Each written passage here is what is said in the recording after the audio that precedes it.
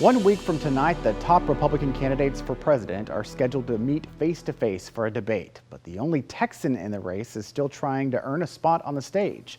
Will Hurd represented Texas in Congress. Now he's mounting what he acknowledges is a long-shot campaign for the GOP nomination. Jennifer Sanders spoke with Hurd about his message to voters and his effort to make the debate.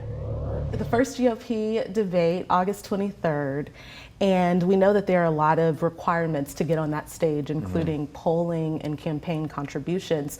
Will we see you on that stage August 23rd? I feel pretty confident that we're going to meet the requirements for polling and the individual dollar donations. A lot of folks have been supportive of us, and it's growing every single day.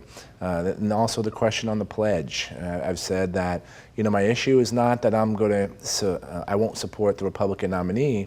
My issue is I won't support Donald Trump. But guess what? Donald Trump has even said he's not going to sign the pledge, and he's unlikely to show up to the debate because ultimately, he doesn't want to have to answer for why he lost in 2020, and he lost. The election was not stolen from him, it was lost. Why was he incapable of growing the party in 2020 also by us losing the Senate, and then how he prevented us from winning in 2022. So I feel good that folks are going to be able to see me on the debate stage. Okay, and going back to that, just to add some context here, that loyalty pledge, you're signing loyalty to support the eventual GOP nominee.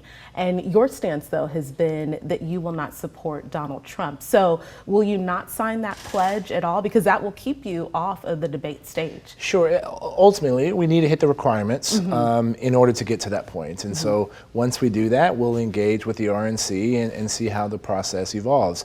In my adult life, I've never signed a contract that I didn't have amendments to. Unfortunately, there's too many other people that are running for the president on the Republican side that are unwilling to challenge Donald Trump because they're afraid of him. Now, I'm not a political scientist, but I have won tough elections. And you don't win an election by kissing your opponents behind. So when you were in Congress, and shifting now to border security, you were in Congress, you represented approximately 820 miles across the border. And so now you turn on the news any given day and you see what's happening there. It's not only impacting our state of Texas, but really states across the country. What's your plan for border security and really reforming our immigration system? Look, you're starting to see in Democratic towns and states what you've seen along our border, where you have elected officials that are frustrated with the current policies. This is a crisis at our southern border. It began under Donald Trump, and it got significantly worse under Joe Biden. The first thing we have to do is stop treating everybody as an asylum seeker.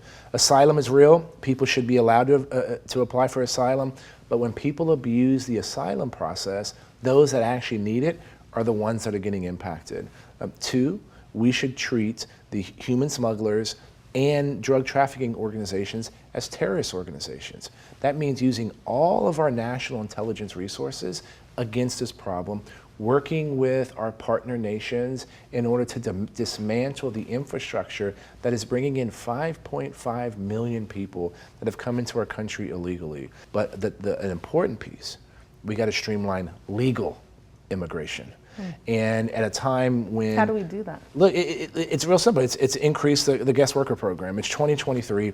We should have a system in place that if Texas needs more hospitality workers, or Massachusetts needs bus drivers for schools, or California needs tech workers, and Americans aren't applying for them, we should be able to say, hey, here are the number of visas that are available. That's something that's going to require, there's most Republican primary voters and Democratic primary voters are supportive of this, but unfortunately both parties love to use this issue as a political bludgeon. You've been called a moderate, which many know can be a bad word in the Republican Party. It seems like this could be an uphill battle. I mean, you said yourself, you recognize that you're the dark horse. This could be an uphill battle in getting to that debate stage and really getting the nomination. So why run? Is there a gap that you saw in the current climate that you said, I need to fill that gap? Why run now? 2/3 of Americans do not want Donald Trump or Joe Biden to be our two nominees. 2/3 of Americans want something different. 70% of the country thinks we're on the wrong track. And here's what I've learned representing a 50-50 district when I was in Texas, 50% Republican, 50% Democrat. Regardless of whether if I was in a ruby red town or a deep blue city, people talked about the same things. They want to be able to put food on the table, a roof over their head, and make sure that people that they love are healthy, happy, and safe. And I also learned that way more unites us than divides us as a country, and that we're better when we're together. And so this is the lane, or this is what has been missing in our discourse, and why so many people don't vote in primaries. Only 23% of Americans vote in primaries, and you can split that right down the middle. So yeah, there was a gap. And the thesis is to attract those people that want something different. They want someone who's not afraid to criticize Donald Trump, but who's articulating that vision and who's offering common sense in these complicated times. Okay, Will Hurd, thank you for being with us. Thanks for having me. One requirement for Republican candidates to make the debate is to reach 1% support in 3 national polls. Will Hurd hit that 1% threshold in a poll released Wednesday by Quinnipiac University, but the leader by far is Donald Trump. The poll shows the former president with 57% support from Republican voters. Ron DeSantis has 18%. No other candidate tops 5%. Texas law will soon require school districts to have an armed officer on every campus, but lawmakers did not include enough money to pay those officers. What districts are doing now to meet the new safety requirements?